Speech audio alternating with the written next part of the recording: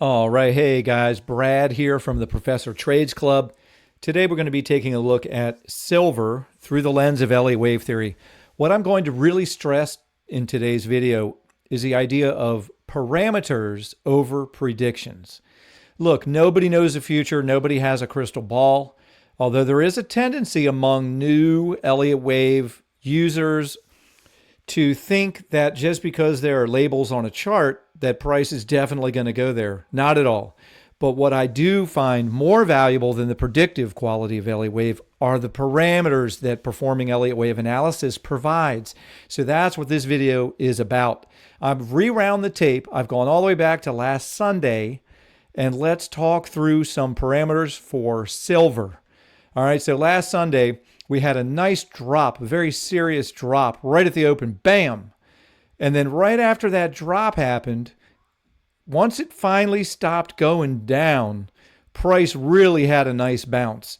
And what we look for is a retrace and to see if it can catch support and then see if price can bounce. So that tells us that it's possible maybe price can go higher. And if price gets above the level of where you think wave one might be, as soon as price comes back above there, if it continues to look bullish, you want to look for the 1618.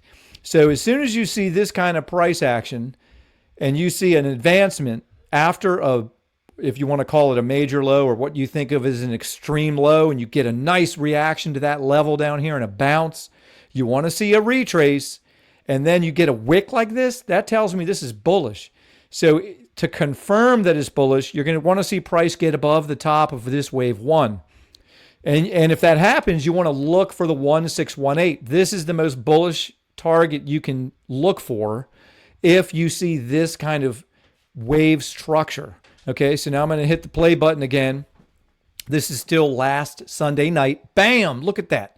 So price came all the way up, exceeded the 1618, but then it got clearly rejected and started coming back down. So at this moment, the next parameter, okay, I've already given you some parameters, right? The parameter of the top of wave one, and then the next parameter for a bullish target is the 1.618. Price exceeded that, but then it got rejected. So the next parameter I'm going to create is I'm going to put the retracement tool at the bottom of wave two for one click. I'm going to put it at the top of wave three for the second click, and I'm going to look for the 382 and the 50% fib. Sometimes I use the 236 fib as well. But in this example, I'm using the 382 fib, the 50% fib, and I did notice that the 618 fib is still above where wave one is. So it is possible for sometimes a wave four can actually come all the way back to the 618. But before we get to that, I am looking for a three-wave correction. This is another clue that Elliott wave provides is a structure of price. So I've already got the yellow fib on there. As soon as price comes down and makes a low and then starts coming back up, that tells me to grab my fib tool. You're going to have one click there. You're going to have one click at the bottom, and you're going to have a third click at the top, because what you want to do is you want to project where might this wave target. And I'm always using the same fibs over and over again. If you're inside of the Professor Trades Club, you have seen me a million times say I'm looking for a corrective price action that should target the 100 fib, the 1236, or the 1382. Let's go back to the tape and see if price reacted to my 100 fib in yellow.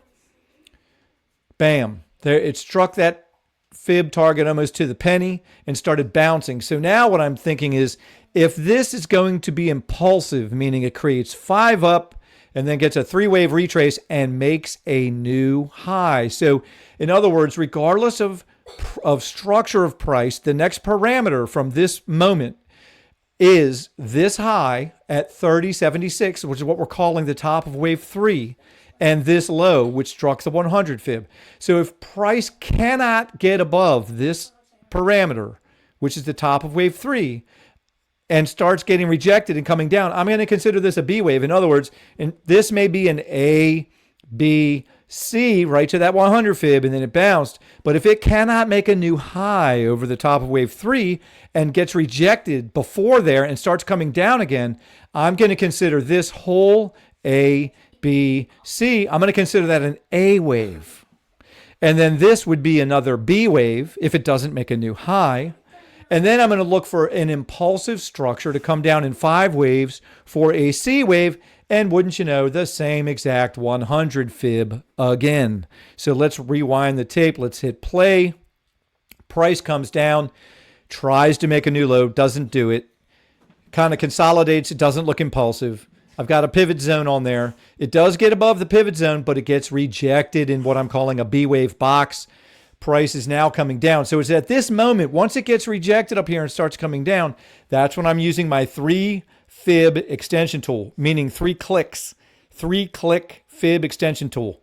1 click at the high, 1 quick click rather at this swing low, another third and final click at this swing high, and that is what gives me my projection to the 100 fib and the 1236. And I didn't bother with the 1.382 because that it would be below the level of wave 1. So what I'm looking for is price to either create a double bottom by holding this zone right here, or it's going to come down and tag either one of these 2 yellow fibs, either the 100 fib or the 1236 fib. I also created a downside pivot just in case this is a wave 1, 2 to the downside. Good price getting below this pivot would be a big warning to bulls. So in other words, that's another parameter that I'm giving you. Let's hit play on the tape. I know I'm talking a lot, but for you guys that are following me, you understand what I'm saying, and I know you're with me. Bam, price hits the 100. Look at that reaction. It did kind of a double bottom at that 100 fib, and look at the reaction off of that parameter. So that is a clue that had me scalping to the long side. And from there, because this is a meaningful low based on these parameters and where it held, I put the fib tool on there and I create a ratio box, which is up over here to the right, which you can see on my charts. And if you're inside of the Professor Trades Club, you already know that I put these ratio boxes on there looking for a topping region. Now, price came up, did not make another low. It is questionable how impulsive this looks because it did a lot of overlap right in this area right here. So I was scalping this to the long side repeatedly and taking gains quickly. Then it finally broke out, and I continued scalping it to the long side off of these. There was a couple of times in here where I scalped short. I could not possibly post all of my trades because it happens too fast in the room. But here is where I kept a long runner on board looking for the green box. Actually, excuse me, I had multiple positions long.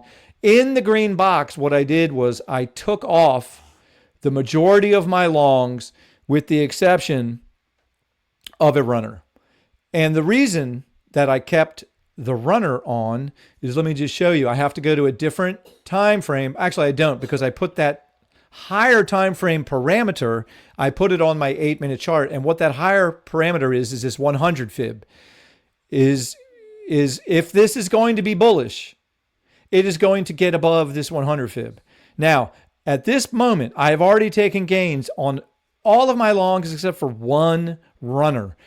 And the parameter for me at this time is I'm going to keep that runner on with a profitable stop loss of down here below this last meaningful low, which is way down here at just call it 31.15. So now we're going to see how Friday afternoon ended bullish with price closing the session right at the highs. That is a bullish signal. There's 2 things about these parameters that are, at least for the moment, bullish. It got above this little nano structure, which should have had a wave 5 terminating in this area. It got above it and then even kept coming up in the late afternoon all the way into the close. So this 100 fib is the next target if it does not break this low. So now my parameter is higher. So when the market opens, unless it gaps down below 31.70, that's where the stop is going on my remaining long position. Now I'm going to go up in the higher time frame and show you why I have that 100 fib on there as potential resistance. And that is because in the nano count that I just showed you, this is the same exact structure that we were just looking at, but now we are on a 1 hour time frame. It's the same structure. So in the lower time frame, I have this as a 3, 4, 5. But the problem is this is already too long to be a standard wave 5, meaning the proportions are out of whack based on what I just showed you regarding the ratio box. So this might be a 1, 2 instead of a 3, 4. And if that is the case, then the most bullish thing that I can think of that I want to share with you, but listen, we don't need pie in the sky guessing. We have parameters. If this really is a new impulsive structure that is going to rocket silver up much, much higher in the weeks and months to come, this price is going to get above 32.50. Just call it 32.50 price. If this is really bullish, it's not going to come back down much below 32.70, let's say. Price is going to come all the way up, get above the 1.272, which if you're into the professor's fib setup, you'll know that that is a popular fib setup for him to look at. And I also noticed there is a supply-demand zone there. In the past, this same exact level did act as resistance, and it also did act as support.